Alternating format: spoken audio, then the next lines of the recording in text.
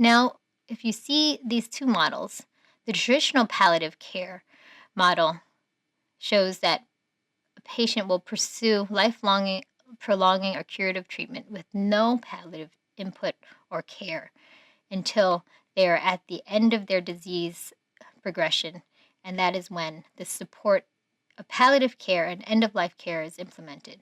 The newer model encourages incorporation early on, once we have these chronic treatments, chronic illnesses, and can improve overall quality of life and refocus on patients' goals of care. Who needs palliative care? Life-limiting illnesses such as cancer, end-stage organ failure, and progressive neurological conditions, including dementia. We note that palliative care and cancer are often associated, and these patients seem to receive earlier interventions for palliative care than other patients with chronic diseases. One study evaluating palliative care received by a sample of adults who died of cancer or terminal non-cancer illnesses in the last year of life found palliative care was more likely to be initiated earlier in cancer patients.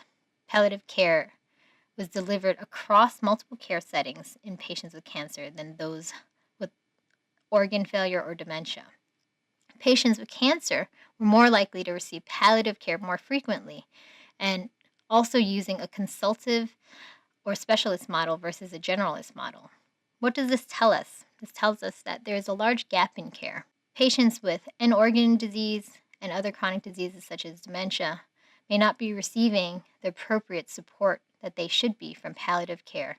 If we look at the top leading causes of death in 2018 in the United States, heart disease is above cancer. This end organ failure is something that needs palliative care. And we need to raise awareness of its ability to support our patients. This graphic shows how cancer's disease progresses in the green line. You can see it is a steady progression and an abrupt drop-off with cancer, as opposed to end organ failure and dementia, which is more progressive. Both situations would benefit from palliative care and end-of-life care. What affects this? Prognosis.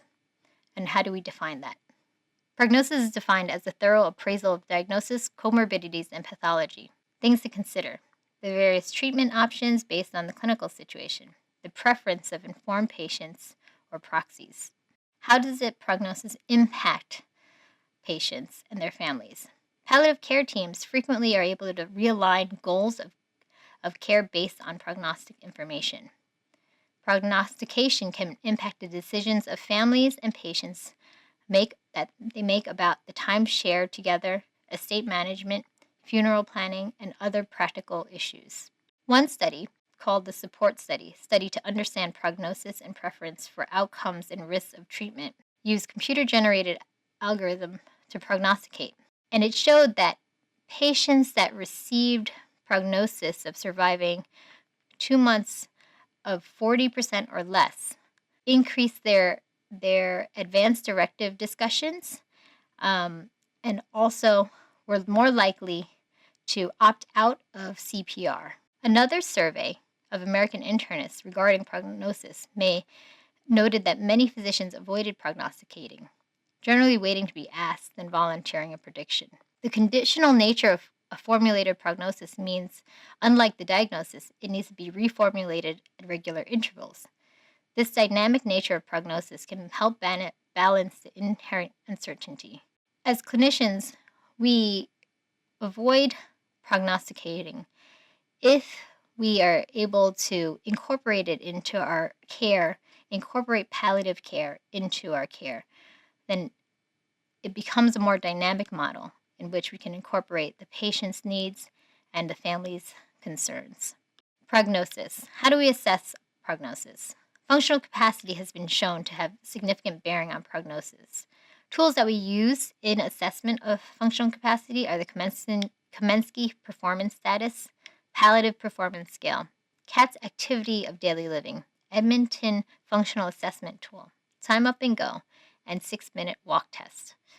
These tools and other scales have shown that functional capacity has impacts on a patient's prognosis and can be used in their assessment. Hi, hello to all my colleagues. My name is Saima Rashid. I'm one of the geriatric fellow working at SUNY Downstate, and today I'll continue with the presentation with my colleagues. So, starting from the importance of communication with our patient. Effective communication between the palliative team, patient, and the caregiver is vital to facilitate care and enhances experience and satisfaction with the care of a patient.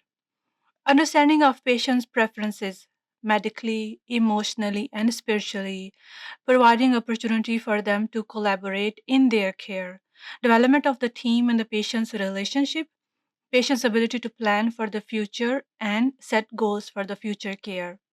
Spikes is a strategy for delivering bad news. S is setting up the interview.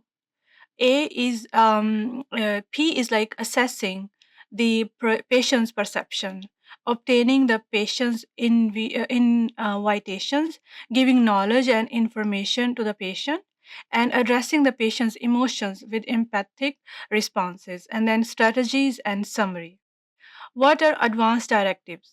Advanced care planning enables patients to take control of their future health care and treatment when they are not able to communicate their wishes.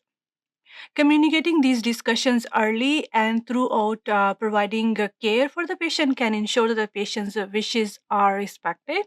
A high percentage of people are unable to make decisions as they approach the end of their life, and they often rely on their family and healthcare team to make these complex care decisions on their behalf. What are advanced directives? Advanced directives allows patients' treatment preferences to be effectively documented, and there are different types of advanced directives. Number one, living will, then a medical power of attorney, and DNR order. Living will. It is a written legal document that outlines medical treatments a patient would or would not want to be used to sustain their lives, as well as preferences for other medical decisions, such as cardiopulmonary resuscitations, mechanical ventilation, tube feeding, dialysis, use of antibiotics or antiviral medications versus comfort care, and then organ and tissue donations. Medical power of attorney is an advanced directive where a patient can name a person to make decisions for them when they are unable to do so.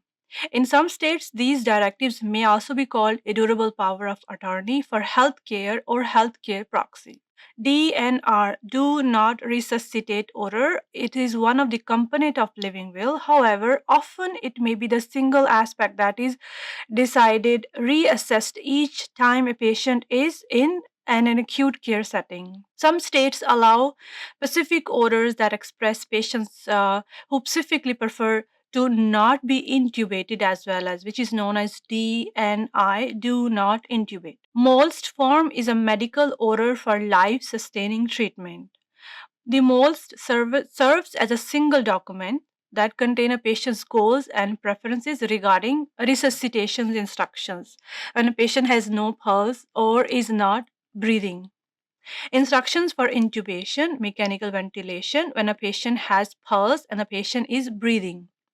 Future hospitalization and transfer, artificially administering fluids, nutrition, antibiotics use, and instructions on treatment which are not listed. Under state law, the most form is only authorized form in New York State for documenting both non-hospital DNR and do not intubate DNI orders. In addition, the form is beneficial to the patients and providers as it provides specific orders and is recognized and used in a variety of healthcare settings. Coming to the goals of discussion, goals of care discussion. Goals of care discussion can outline a patient's wishes in regards to their advanced directives, healthcare proxy, DNR status. This discussion is not to be limited to the goals of end of life care, but should clarify how a patient wishes to live and what to do during their course of care. It is evolving discussion and should be initiated early in outlining the treatment for life limiting illnesses. It also allows for an individual's treatment to align with their preferences in regarding to how the patient would like to live. Goals of care discussion remap a stepwise approach, reframe perception and understanding of the clinical status and prognosis, expect emotions when conflict about the decisions arises between clinicians and patient or their family. Addressing the underlying emotions is much more likely to lead to resolutions. Map out the future. It is to identifying the patient's goals prior to recommending any treatment and align with values. By aligning with the patient's or their caregiver's values, the clinician demonstrates that the patient and the caregiver has been heard. Plan treatment with that match the values of the patient. Next, one should transition from the patient's and the caregiver's stated values to specific treatments or care plan that will help accomplish agreed upon goals. Communicating for preparation. Communicating palliative care goals with a concurrent treatment allows for the development of dynamic and a unique plan that will lead to gentler transition into the end of life care once the time arrives. Decisions on advanced directives and goals of care are best decided when the patient is able to make informed, conscious decisions that caregiver can continue to fulfill.